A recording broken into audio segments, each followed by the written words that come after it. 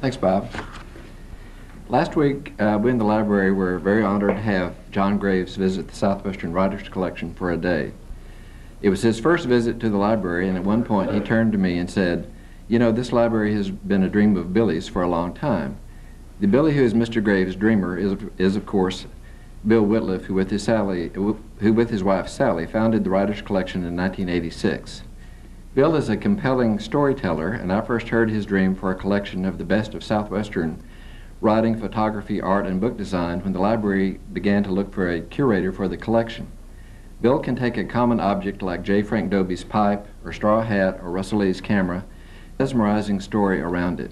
His gift as a teller of a story was made clear to millions of people all over America and now the world in his television adaptation of Lonesome Dove, and will soon be seen again in his new story, Ned Blessing, now being filmed. He mesmerized me with his vision of what his new literary archive could be, and I happily left my niche at the University of Texas Library to come here and help make the Writers Collection a reality. I like to think that Bill's masterpiece is the library that we are here to dedicate this afternoon. By the fall of 1986, the first 5 gifts had come to the library. Auspiciously, they were from Wilson Hudson, who was secretary of the Texas Folklore Society for many years and taught the course on Southwestern Life and Lit at UT that Mr. Dobie had invented. Mike Levy, the publisher of Texas Monthly, who gave a run of his magazine. Bill and Sally Whitliff with their first Dobie gift. Jean Lee, who gave her husband Russell Lee's in field books. And Larry McMurtry, who gave 16 foreign translations of his work, including movie tie-in versions of Terms of Endearment from Japan and Finland, among other places, all with Shirley MacLaine on the cover, and all showing the international following that a writer from Texas can generate. By the time I came along a year later, there had been 7 more gifts, including important manuscripts from Larry L. King, Bud Shrake, and Stephen Harrigan. The early days here were spent setting up routines, including listing, processing, and cataloging. Invaluable was the help from Bill's office in the person of Connie Todd, who to this day works closely with Bill in preparing the riches that come through his office. Her beautiful work has been admired by everyone from our PhD student at Yale, who has made several trips to San Marcos from New Haven, working on his dissertation about the origins of the American folklore movement, to Rick Bass, who has happily become a frequent visitor to the collection and is making creative use of our J. Frank Dobie file, Grizzly Bears. The collection in 1987 was housed in a glass-walled room on the top floor of the J.C. Cullen building and was barely known to the world at large. This was changed by Lonesome Dove. When the show was first broadcast, we set up a little exhibit on a table across from my desk in the glass-walled room. The only costumes we had at that point were Clara's dress that Miss Houston had donated and P.I.'s stained and torn hat that the actor Tim Scott had given us. We had fewer than a dozen small posters here and there on campus, but the world found us out. San Marcos seems to be full of little children who love Lonesome Dove, and I remember one who visited the exhibit turning to his mother and saying, "Mama, is that Gus's hat?" And her reply, "No, honey, it's P.I.'s." You would have thought that P.I. and Gus were the family's grandfather and favorite uncle. Many visitors beat a path to our door after that, and we had a loyal following for Lonesome Dove that has not diminished.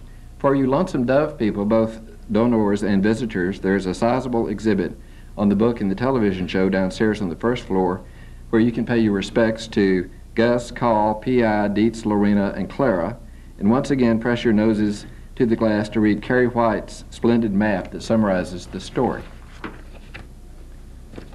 By the time the library moved to this building, the Writers Collection had grown to over 200 gifts from over 100 donors. Receiving particular attention was our acquisition in 1989 of a copy of what is considered the earliest Texas book.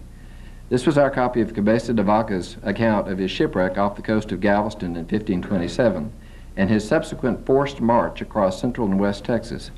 The book was published in Spain in 1555 and is considered the first European book describing travel on the North American continent. There are only 20 or so copies of the book in the world. Bill and Sally Whitliff and the Mugar Foundation of Cambridge, Massachusetts were responsible for the acquisition.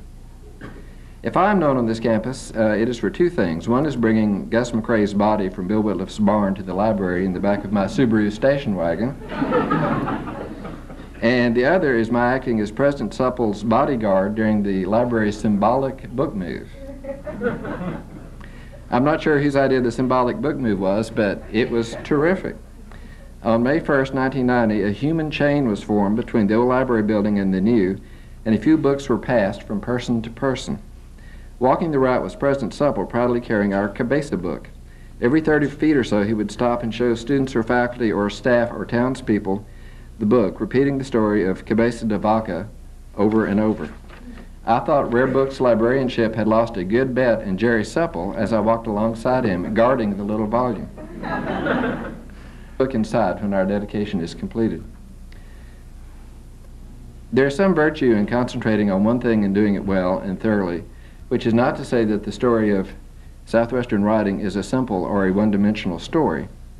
Looking at our young archive, you can travel with J. Frank Dobie and Henry Nash Smith through Mexico on horseback, share Steve Harrigan's earliest thoughts in the notebooks that he kept before his first drafts of his novels, go dancing with Bill Brammer and Seal Fisher, see Preston Jones's hand-drawn map of his imaginary town, Bradleyville, where Lou Ann Oberlander and the oldest living graduate live, watch Carolyn Osborne persevere through over 40 rejection slips before her story, The Grands, is published by a little magazine in Kentucky, and then is triumphantly selected for inclusion in the 1990 O. Henry Prize volume, and trace the slow process of getting a first novel published by reading the three-way correspondence between Bob Flynn, his agent, and the editors that Knopfed in his book North to Yesterday.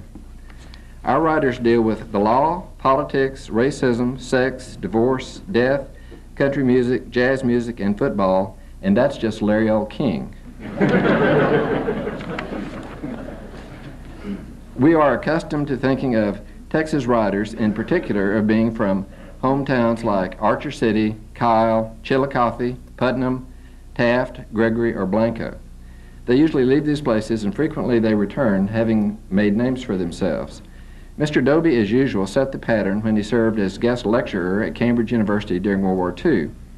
New York City's literary scene in the 1960s had a decided Texas accent with Bud Shrake and Dan Jenkins of Sports Illustrated, and most of all, several of the best and brightest Texas writers holding forth at Harper's Magazine under the editorship of Willie Morris, a Mississippian who had gone to college in Austin and ran the Texas Observer before his trip to New York. Something ever produced by Southwestern writers appeared in Harper's during that period, including Shrake's The Land of the Permanent Wave, McMurtry's Take My Saddle from the Wall, and Larry L. King's The Old Man, one of the best essays in American literature written by a son about his father. Among our donors are 3 winners of the Pulitzer Prize for fiction, history, and cartooning. Other prizes, awards, and recognitions include Peabody Awards, a Writers Guild Award to Bill Whitler for the Lonesome Dove script, several Emmys, and several that should have been, Grammy Awards, Guggenheims, and other awards too numerous to list. John Graves' Goodbye to a River was a runner-up for the National Book Award the year that the winner was The Rise and Fall of the Third Reich. By the 1970s, Bill and Sally Whitliff's Encino Press was going great guns. They published Graves, McMurtry, Shrake, and Larry L. King, and won awards for their design and content. Bill's talent for book design was recognized. Design mentor Carl Herzog, and his gift for discovering talent like the young Barbara Whitehead is what makes the Encino Press memorable to this day. During this decade, Whitliff's generation of writers was beginning to come up against the realities of making a living as writers. Several of them turned to motion picture and television work, with Whitliff's credits soon building up, writing The Black Stallion, then turning his own stories into film, notably Raggedy Man and Barbarossa, his first collaboration with Willie Nelson. The holdings of the Writers' Collection reflect this turn to film, with produced and unproduced screenplays from numerous writers, including Gary Cartwright, Dan Jenkins, Bud Shrake, Sidney and Shelmy Brammer, A.C. Green, and Cormac McCarthy. After the initial Gene Lee gift, the visual arts continued to play an important part in the collection. Gene Lee donated over 200 Russell Lee prints printed and signed by him, and along with the Whitliffs and Jim Bones, gave us a collection of bone black and white and color work. Bill's work as a photographer is present in his literary portraits, his Vaquero photographs, and his charming snapshots from the set of Lonesome Dove. Bill saw to it that we had some of A.V. Bonar's important work. Bill wanted a Kermit Oliver painting for the collection, and we received a beauty from the artist titled The Conversion of St. Paul. I wanted a David Everett piece, and David donated one last week, a beautiful carved mahogany paint pony. I had been aware that Bob Wade, now in New Mexico, had built and placed the giant lizard on top of the Lone Star Cafe in New York City. I had not been aware that Wade was an old college buddy of Bill's until one day his 10-foot-long painting titled 4 minus 2 equals Waco arrived and was soon hung on the wall of my office. A little later, Bob presented us with one of his beautiful cowgirl paintings. Our latest photography gift is from Laura Wilson, 3 prints from her magnificent Watt Matthews book. I want to say something about San Marcos's contribution to the collection. 3 distinguished retired professors, one from A&M, one from UT, and one from Southwest Texas, all live in San Marcos and have become major donors. They are the distinguished Mexico scholar Campbell Pennington, Wilfred Webb from UT, who with his wife Bridget has donated their wonderful library of books on New Mexico, and Bill Poole, whose Historical Atlas of Texas is the all-time best-selling book from the Encino Press.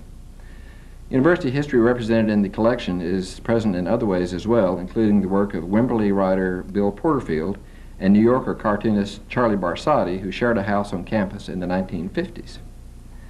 By the time the library moved to this building, the university was quickly acting on the idea of the writers' collection being a major university resource. This became manifest in President Supple's beginning the Center for the Study of the Southwest, whose acting director was a gifted grant writer, Lydia Blanchard. Since she had obtained grants from the Meadows Foundation, the Foundation, and the National Endowment for the Humanities, all based one way or another on the collection. My first foray into the uncharted waters of grant writing was successful in getting a grant from the National Endowment for the Humanities to plan a traveling exhibit on Southwestern journeys from Cabeza de Vaca to John Graves' trip down the Brazos. The grant-funded Cabeza de Vaca Week was a celebration of the book and of our Hispanic culture. This resulted in a major fundraising effort to establish a permanent fund to purchase Southwestern books by Hispanic writers. We are now 5 years old and have over 300 gifts from, at last count, 168 donors, although this week we have a lot of exciting new prospects. Our goal for this week was to honor our donors. Please notice that the donors' names on the back of the program and on the broadside are all listed in the same type font and the same size. You have all seen other lists where names are arranged according to the size of the donation. Having platinum, silver categories is a smart fundraising strategy, I'm sure, and one that we might eventually embrace. But for our dedication, we wanted to recognize all donors, whether they have presented us with one book or with a legendary archive of material, as did William Broyles with his gifts of Bill Brammer's typescripts to the Gay Place and Fustian days. Our donors can be recognized by the name tags like the one I have on. We approached this event like we would a nice party. We brought out some of our nice things to show you for the occasion. We have done this, but what you will see is, of course, just a fraction of what we have. We can and will in the future fill up all of our cases with the works of Graves or King or Dobie or Brammer or Lonesome Dove. You must all promise to come back. Our next speaker is Mark Busby, who came to this campus 2 months ago from Texas A&M to become the first permanent director of the Center for the Study of the Southwest. Soon after his arrival, Mark did exactly the right thing. He brought a gift to the writers' collection of his own writings on Southwestern literature, which includes work on McMurtry, Preston Jones, and the Oklahoma writer Ralph Ellison. We're glad Mark's here. I hope he likes it as much as I do. Mark will introduce John Graves. Thank you.